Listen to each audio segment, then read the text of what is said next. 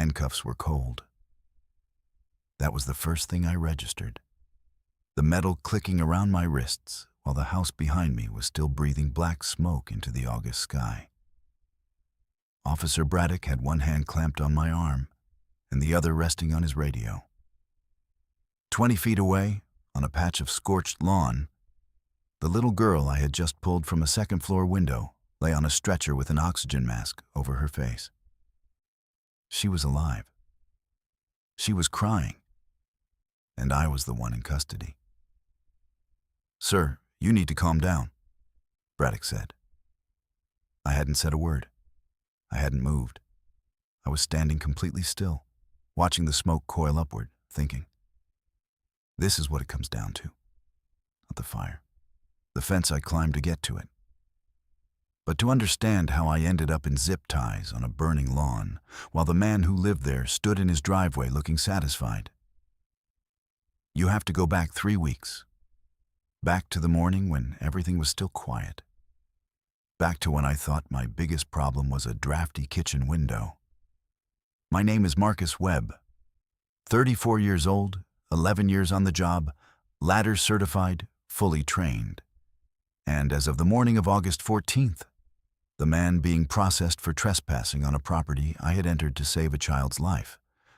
But let me start from the beginning, because none of what happened makes any sense without it. I grew up 6 blocks from Dunmore Station 7, where my father worked for 22 years before his knees gave out. When people ask me why I became a firefighter, I usually give the short answer. It's in the family. The longer answer is that I was 9 years old when I first watched my father come home from a night shift, still smelling faintly of smoke, eating his breakfast in silence at the kitchen table, looking like a man who had done the only thing in the world worth doing. I filed that image away somewhere deep and never let go of it. I joined the department at 23, made ladder crew at 26, and had never regretted a single shift. Not the dangerous ones, not the heartbreaking ones, not even the ones where you did everything right and it still wasn't enough. The job was the job. You went in. You came out if you could. You tried to bring someone with you.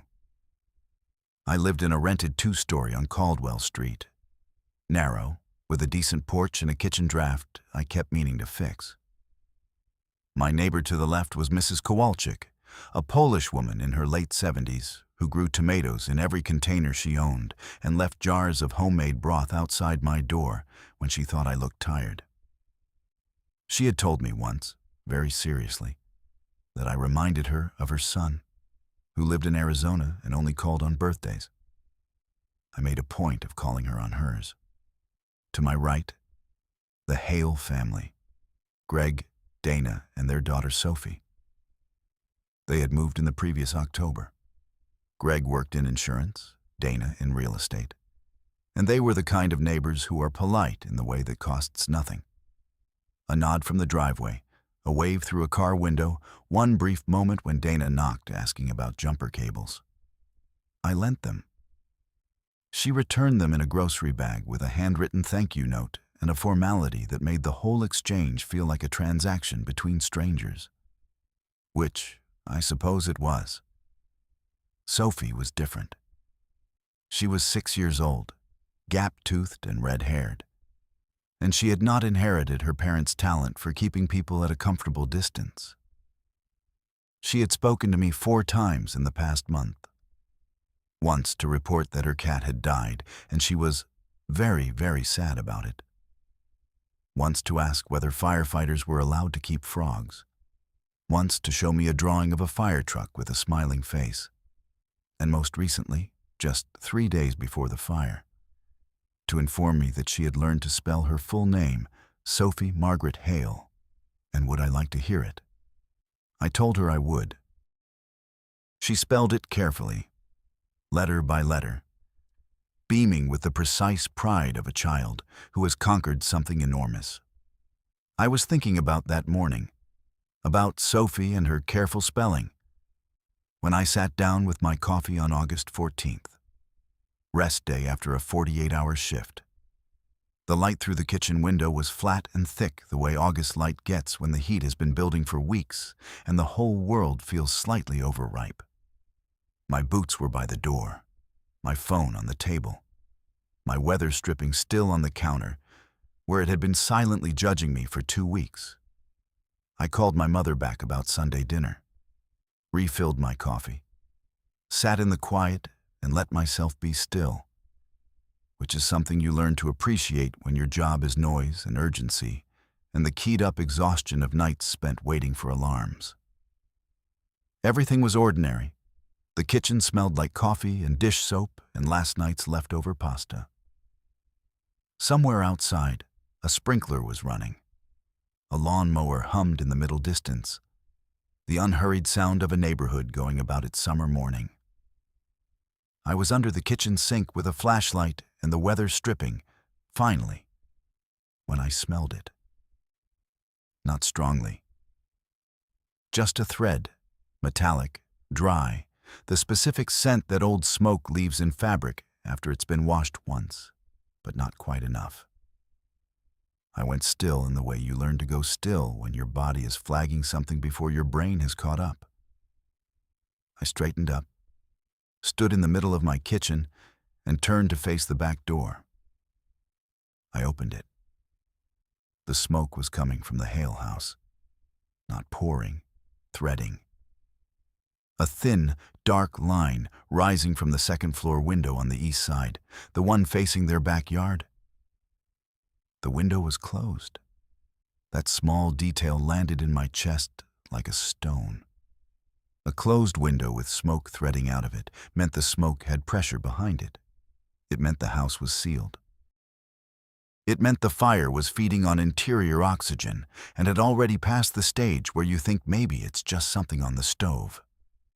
I stood there for exactly 3 seconds, doing the calculation that every firefighter does automatically. Smoke color, volume, rate of spread, probable source. Dark gray, thickening, moving fast behind glass. Not an electrical flicker. Not a candle left burning. Something structural. Something that had been building for a while. I called 911 as I crossed the yard. 911, what is your emergency? House fire, I said, already at the fence. 14 Caldwell, Dunmore. Second floor, east window. I'm a firefighter. I'm going in. Smoke is showing, window sealed, fire is building. Sir, I need you to remain outside until units arrive. I dropped the phone into my shirt pocket, still connected, and went over the fence. The back door was locked. I went around the side of the house to the kitchen window, low enough, old latch, 15 seconds to get it open, which is a skill that feels entirely different depending on whose property you're standing on. The smoke hit me the moment I was through. Thicker now, with the bitter, toxic edge that burning plastic leaves in the air. I pulled my shirt over my nose and went up the stairs fast and low, one hand trailing the wall. The fire was in the front bedroom. The door was hot to the touch, not burning, but radiating. I opened it low and turned my face from the first rush. The room was filling fast. The curtain on the far wall was fully engaged, the fabric collapsing into itself in bright, curling pieces. The mattress was starting to catch at one corner. And on the floor, in the far corner, tucked against the baseboard with her knees drawn to her chest and a stuffed bear pressed hard against her face, was Sophie Hale. She had stayed home from school. She had a cold. Nobody had apparently remembered to mention it to anyone, or thought about the old wiring in that bedroom. The wiring Greg had brought up last fall in that offhand way people mention things they've already decided not to deal with. I crossed the room in 4 steps. Her eyes found me above the bear's head, and her whole face collapsed with a relief so total it looked almost like grief. Marcus, she whispered. She remembered my name. The curtain catch fire. I know, baby. I picked her up. She wrapped her arms around my neck with a grip that surprised me. Small hands, surprisingly strong. Keep your face against my shoulder. Don't look up. The window was the better option. The stairs were logging with smoke now, and behind the burning curtain I could hear the wall begin to breathe. That low creak and hiss that means a fire has found new pathways, is already thinking about the next room, is already ahead of you. I got the window open, got Sophie out onto the ledge, got her down to the grass in a controlled drop that jarred my shoulders and ankles, but kept her safe. I landed beside her, steadied her, checked her face. She was coughing. She was frightened. She was alive. I straightened up, chest heaving, eyes burning, hands trembling in that particular way they do when adrenaline cuts out all at once, like a cable under too much tension finally snapping. When I heard the voice. "Don't move." I turned. Greg Hale was standing at the corner of his house. He had his phone raised in one hand, not to call for help, to film. He was already filming. And from the sound of sirens already turning onto Caldwell Street, the specific whooping cadence of a patrol car, not a fire engine, this had not been his first call of the morning. He had not called the fire department. He had called the police. "Greg." I kept my voice level. It took effort. Sophie was inside. "She's okay, she's right there, but the house is still." "I told you not to move," he said. Same flat tone. His eyes moved from me to his daughter, alive, coughing, sitting in the grass in her pajamas with her bear, and then back to me. His jaw was tight, and the expression on his face was not the expression of a father discovering that his child is safe. It was something else, something colder and more deliberate, as if he had already decided what the story was before he arrived. Officer Braddock was the first one out of the patrol car. He didn't ask questions. He moved toward me with his hand on his belt, already reading the scene in whatever way he had decided to read it. Black man, white child on the ground, broken window. And I watched him make the calculation, and I understood, in the length of one breath, that I was not going to be the firefighter in this story today. The handcuffs clicked shut. Behind me, the fire department arrived 3 minutes later. Mrs. Kowalczyk had called them herself. She was standing on her porch in her housecoat, watching me in handcuffs beside the patrol car, and the look on her face was the kind of look that doesn't need translation in any language. I sat in the back of that car for 47 minutes, long enough to watch the crew I had worked alongside for 11 years pull a hose into a house I had already cleared, long enough to hear Sophie ask a paramedic where Marcus went, long enough to start understanding that what had happened here was not a misunderstanding. It was a plan. They processed me at the 2nd District Station on Morrow Avenue. Fingerprints, photograph, the whole architecture of humiliation conducted in fluorescent light by people who moved through it like paperwork, which, to them, it was. The charge was criminal trespass, 2nd degree. I sat in a plastic chair, hands free now but still faintly trembling, and stared at the floor. The duty officer, a heavy-set man named Creed who didn't look at me when he spoke, slid a form across the counter. "Says here the homeowner called at 8:42, he said flatly. "Reported a black male entering the property through a window." "The house was on fire," I said. "Says he didn't observe a fire when he placed the call." I looked at him. He kept looking at the form. "His daughter was on the 2nd floor," I said. "You can speak to your attorney about that," he said, and stamped the paper. That was when I understood what I hadn't wanted to understand. Greg Hale had called the police before he pulled into his driveway, before he could have seen the smoke from the street, He had called about me specifically, and then used what happened next as a frame. My union rep arrived at 10:15. Her name was Carla Moss, 48, 20 years in the department before she moved to advocacy. And she walked into that station like a woman who had never once lost. She sat across from me, said, "Talk," and didn't interrupt once. When I finished, she made a call from the hallway that lasted 11 minutes. When she came back, her face had the quality of someone who has just confirmed something they already suspected. "Your 911 call logged at 8:43 and 20 seconds, she said. "Greg Hale's call to the police logged at 8:41. I let that land. "He called before he was even home," I said. "He called before he was on the block." She closed her notepad. "And there's more. He filed a formal neighborhood watch complaint 6 weeks ago. Your name specifically. 2 photos attached.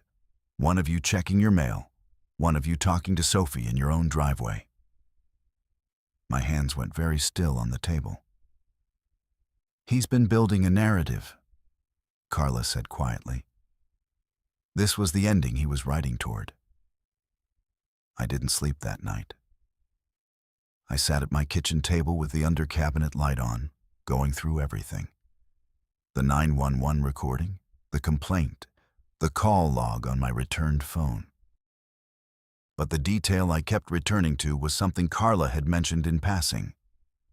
Greg had taken out a homeowner's insurance rider 3 weeks earlier, specifically covering the east wing of the property, citing deferred maintenance concerns. The same deferred maintenance he'd laughed off last October when he mentioned the wiring in the front bedroom. He hadn't known Sophie was home. I kept coming back to that. He'd built a plan around 2 facts.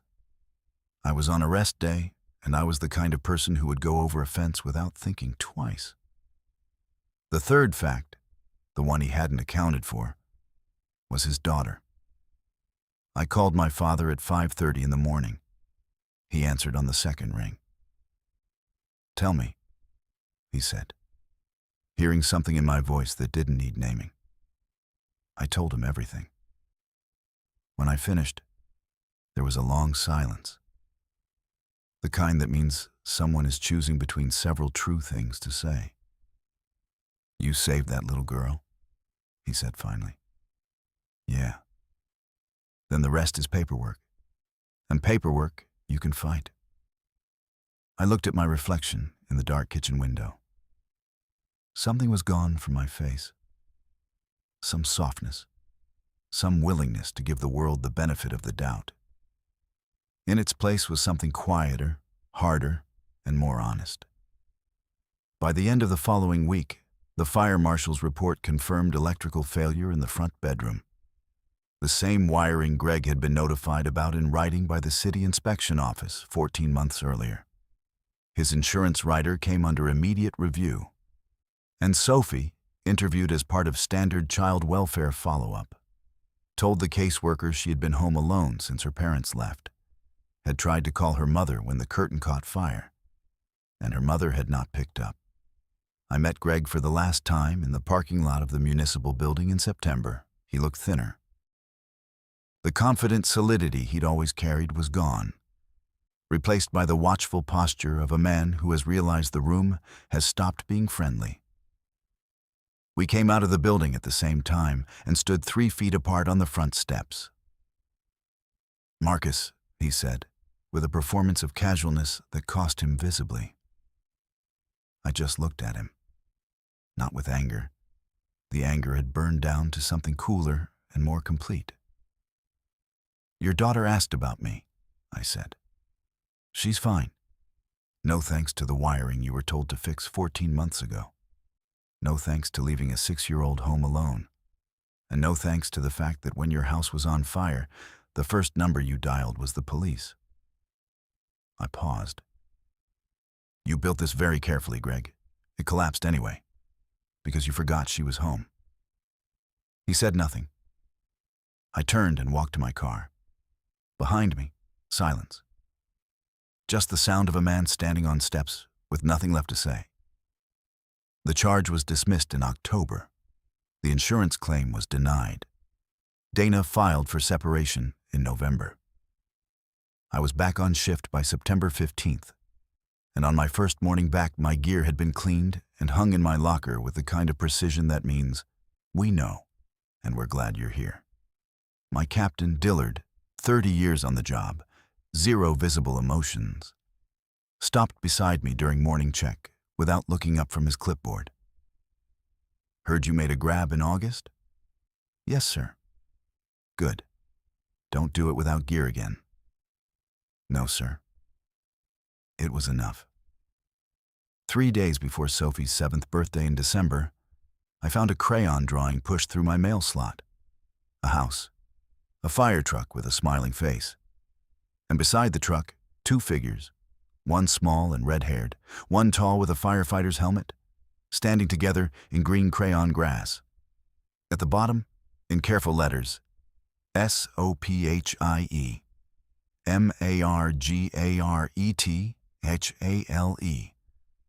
I sat with it at the kitchen table for a long time. The same table, the same window, the same morning light. But I was not the same man who had sat here in August, waiting for ordinary things to stay ordinary. Something in me had been tested in a way I hadn't asked for, and it had held, not without cost. But it had held. I put the drawing on the shelf above the counter, next to the weather stripping I had finally installed. Outside, the for sale sign stood in the frost-stiff grass of the Hale house. Mrs. Kowalczyk's tomato containers were wrapped for winter, waiting for spring. I drank my coffee. It didn't taste bitter at all.